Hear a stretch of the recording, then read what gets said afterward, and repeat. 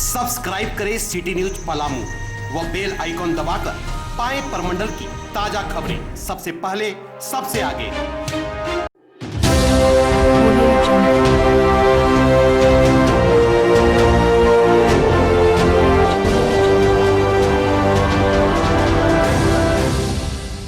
छठ महापर्व को लेकर इन दिनों पलामू जिले के मेदिनीनगर बाजार में चहल पहल बढ़ गई है। छठ की पूजन सामग्री सहित दौरी सूप इत्यादि की बिक्री जोरों पर है। जैसे जैसे छठ महापर्व नजदीक आते जा रही है, वैसे वैसे शहर सहित बाजार क्षेत्र में खरीदारों की भीड़ भी उमड़ती जा रही है। छठ महापर्व को लेकर लोगों में खासा उत्साह भी दिख रहा है, परंतु राज्य सरकार द्वारा जारी गाइडलाइन में कहा गया है कि घरों पर ही रहकर लोग मनाए छठ महापर्व, पर लोगों में सरकार के प्रति उबाल दिख रहा है। छठ व्रतधारी महिलाएं सरकार के इस बयान पर काफी नाराज दिख रही हैं। वे सरकार पर दो तरफा नीति अपनाते हुए इसे हिंदू विरोधी बतला रही है, तो कोई महिलाएं इसे आस्था से खिलवाड़ बतला रही है, तो कोई इसे सरकार का तुगलकी फरमान बतला रही है। तो मेरी तो आस्था है कि हम हिंदू हैं, हम अपने धर्म का पालन करेंगे।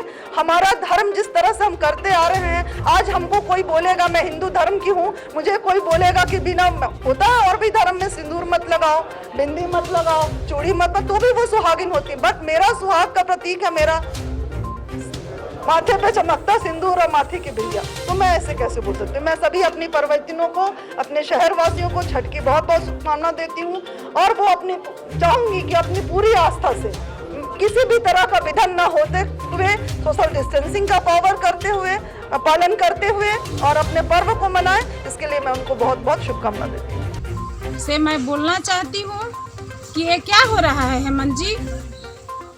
हिंदू का महापर्व छठ है, जो कि हम लोग नदी में ही करते हैं और नदी में ही करना भी चाहिए। ये कौन सा दोहरी नीति अपना रहे हैं हेमंत जी कि हम लोग छठ नदी में जाके नहीं कर सकते हैं।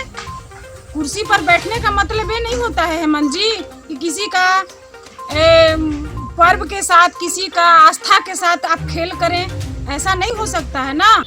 छठ को लेकर हेमंत सरकार ने जो गाइडलाइन जारी की है, उसकी मैं कड़े शब्दों में निंदा करती हूँ, क्योंकि छठ एक ऐसा महापर्व है जिससे कि कई छोटे तबके के लोगों को रोजगार मिलता है। छठ के गीतों को भी आप देख लीजिए, डोमिन बेटी सूप ले ले खाड़ है, मालिन बेटी फूल ले ले खाड़ है, यानी कि सारी जाति के लोगों का इसमें समावेश होता है। और ऊंच नीच की भावना को छोड़कर, जात पात की भावना को छोड़कर सभी एक घाट पर पूजा करते हैं। लेकिन हेमंत सरकार ने घाटों पर पूजा को वर्जित कर दिया है, उस पर पाबंदी लगा दी है, जिसकी मैं निंदा करती हूँ। जबकि अभी अभी जो उपचुनाव हुए दुमका और बेरमो में, वहाँ भारी भीड़ इकट्ठा की गई, और भी जितने भी जुलूस हुए, जितनी रैलियां होती हैं, अभी भी नेताओं के जो सभाएं, जनसभाएं हो रही है नेताओं की, उसमें भारी भीड़ देखी जा रही है। अभी हमने दीपावली में अपने शहर में ही देखा कि जो बड़े दुकान है, मॉल हैं, जो बड़े बड़े सोना चांदी की दुकानें हैं, वो सजी, वहाँ लोगों की भीड़ लगी। तो क्या उनके लिए कोरोना का गाइडलाइन जारी करना जरूरी नहीं था?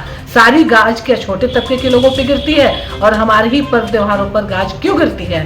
छठ एक ऐसा महापर्व है जिसका इंतजार सालों भर लोगों को होता है, क्योंकि इससे सिर्फ आस्था ही नहीं जुड़ी हुई है। परिवार के लोग घर आते हैं, एक पारिवारिक माहौल बनता है, बच्चों को, बुजुर्गों को, सबको साथ बैठने का, साथ हंसने का, खाने का मौका मिलता है। तो इस छठ महापर्व पर पाबंदी लगाकर हेमंत सोरेन ने बहुत ही निंदनीय कार्य किया है। इसकी जितनी भी निंदा की जाए कम कि अभी झारखंड की राज्य सरकार ने विगत कुछ दिनों से न्यूज़ में ये आ रहा है कि छठ पर्व जो है आपको छठ घाट पे नहीं मनाना है।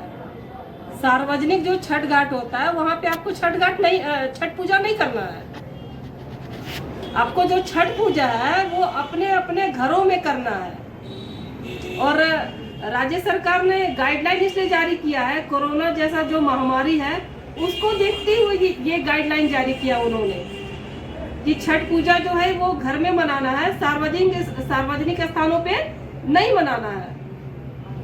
तो मैं झारखंड सरकार से ये पूछना चाहती हूँ, अभी हालिया जो चुनाव हुए हैं, जिन चुनाव में आपने महारैलियों को संबोधित किया है हेमंत सोरेन जी, महारैलियों को संबोधित किया है, कितनी ही जनसभाओं को संबोधित किया है।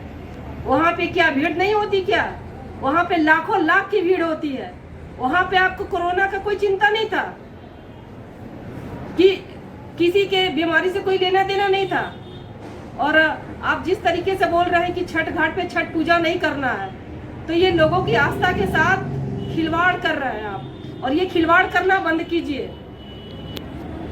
जनता ने जिस काम के लिए आपको चुना है ना, इतनी शिद्दत और ईमानदारी के साथ आपको जो राजगद्दी पे बिठाया है ना, राज सिंहासन पे बैठाया है ना, उसके लिए कार्य कीजिए ना, विकास के कार्यों पे ध्यान दीजिए ना। आपके राज्य में जो है ना, चोरी, डकैती, हत्या, बलात्कार, न जाने कितनी घिनौने अपराध हो रहे हैं, उन पे अंकुश लगाइए ना। लोगों की आस्था के साथ खिलवाड़ करना बंद कीजिए। आपने बोला दशहरा में भी आपने बंदिश लगाई, लोगों ने कुछ नहीं बोला। दीपावली में भी आपने अंकुश लगाया, उसमें भी लोगों ने नहीं बोला कुछ। आपको मालूम है ना कि छठ पूजा जो है झारखंडियों, बिहारियों और उत्तर प्रदेश के लोग जो है बहुत ही धूमधाम के साथ मनाते हैं। और ये 3 राज्य ही क्यों, मेरा मानना है कि आज जो है छठ पूजा देश ही नहीं विदेशों में भी बहुत ही धूमधाम के साथ मनाया जाता है। छठ पूजा को लेकर गांव के लोग, शहरों के लोग जहां पे छठ पूजा होता है वहां पे महीनों पहले से साफ सफाई कर रहे हैं ताकि कोई भी गंदगी ना रहे।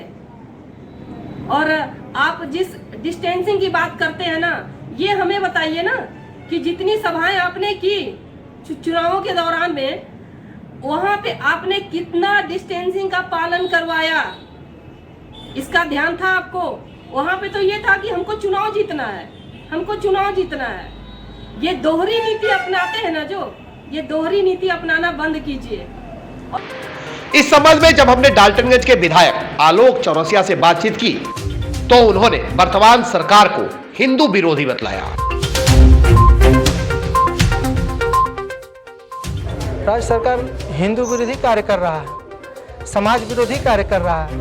आज बताइए, आस्था का महापर्व जिसे हर व्यक्ति लोग मनाना चाहता है, अगर मान लीजिए आपके घर में मनता है, मेरे घर में नहीं मनता है, तो व्यक्ति उसके घर में जाकर पूजा पाठ कर लेते हैं।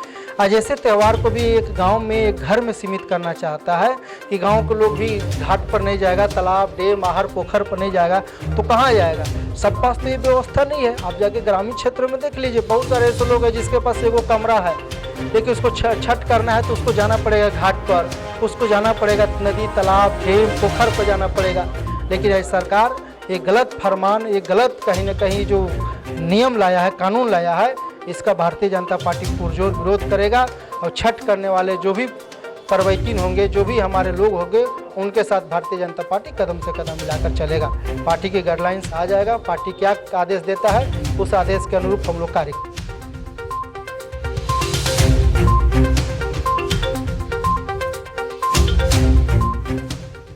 आपको बता दें कि एक तरफ सरकार दो उपचुनाव में भारी भरकम भीड़ जुटा रखी थी, तो दूसरी ओर बिहार झारखंड के महापर्व जो स्वच्छता व लोगों की आस्था से जुड़ा है, उसे घरों में मनाने की अपील कर रही है।